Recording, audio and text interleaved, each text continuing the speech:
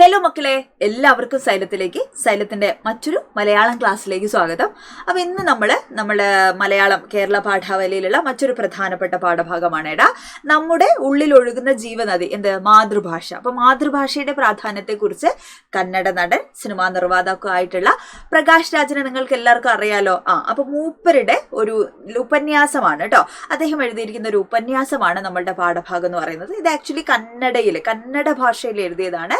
കന്നഡ ഭാഷയിൽ എഴുതിയ ഈ കൃതിയെ മലയാളത്തിലേക്ക് വിവർത്തനം ചെയ്യാണ്. എന്താ വിവർത്തനം എന്ന് പറഞ്ഞു കഴിഞ്ഞാൽ മറ്റൊരു ഭാഷയിലുള്ളൊരു കൃതിയെ നമ്മുടെ ഭാഷയിലേക്ക്, അല്ലെ, ഒരു ഭാഷയിലുള്ള കൃതി മറ്റൊരു ഭാഷയിലേക്ക് ട്രാൻസ്ലേറ്റ് ചെയ്യുക, തർജ്ജമ ചെയ്യുന്നതിനാണ് നമ്മൾ എന്ത് പറയുന്നത്, വിവർത്തനം എന്ന് പറയുന്നത്. അപ്പോൾ കന്നഡ ഭാഷയിലുള്ള ഈ ഒരു ഉപന്യാസത്തെ മലയാളത്തിലേക്ക് വിവർത്തനം ചെയ്തിട്ടുള്ള ആളാണ് നമ്മുടെ സുധാകരൻ, അല്ലെ, രാമന്തളി എന്ന് പറയുന്ന ആളാണ് മലയാളത്തിലേക്ക് ഇതിനെ വിവർത്തനം ചെയ്തിട്ടുള്ളത്. ഓക്കെ, അപ്പൊ ഇതൊരു ഉപന്യാസമാണ്. അപ്പൊ വളരെ ചെറുപ്പം മുതൽ, അല്ലെ, നമ്മൾ ജീവിക്കുന്ന, നമ്മൾ ജനിച്ച് സംസാരിക്കുന്ന, നമ്മൾ സ്വപ്നം കാണുന്ന നമ്മളുടെ ഭാഷ ഏതാണ്?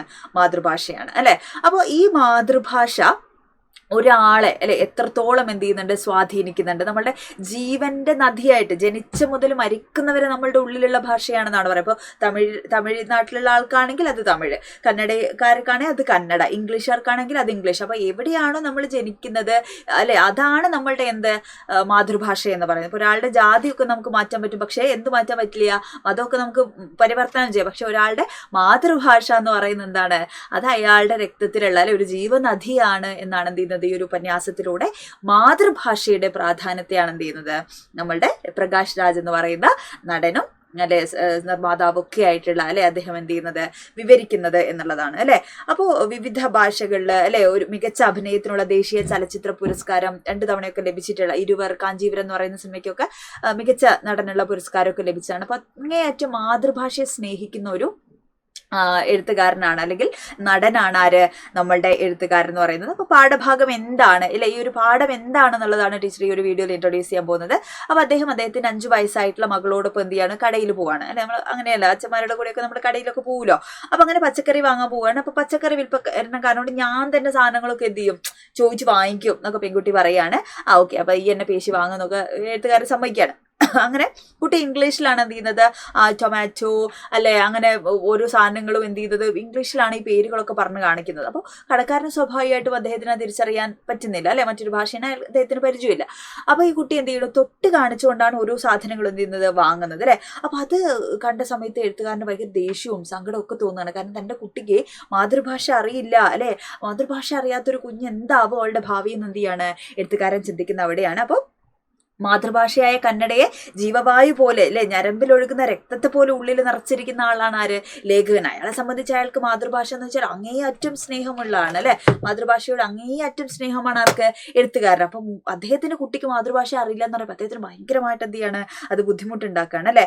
അപ്പൊ കോപവും ആശങ്കയും സങ്കടമൊക്കെ വരികയാണ് അയാൾക്ക്. അപ്പൊ ലേഖകൻ മാതൃഭാഷയെ അങ്ങേയറ്റം വൈകാരികമായിട്ട് ബന്ധമുള്ള ആളായിരുന്നു. പ്രാണവായു പോലത്തെ ഏറ്റവും അത്യാവശ്യമുള്ള ഒരു കാര്യമാണെന്ന് എന്ത് ചെയ്യുന്നു അദ്ദേഹം, അല്ലെ, വിശ്വസിച്ചിരുന്നു.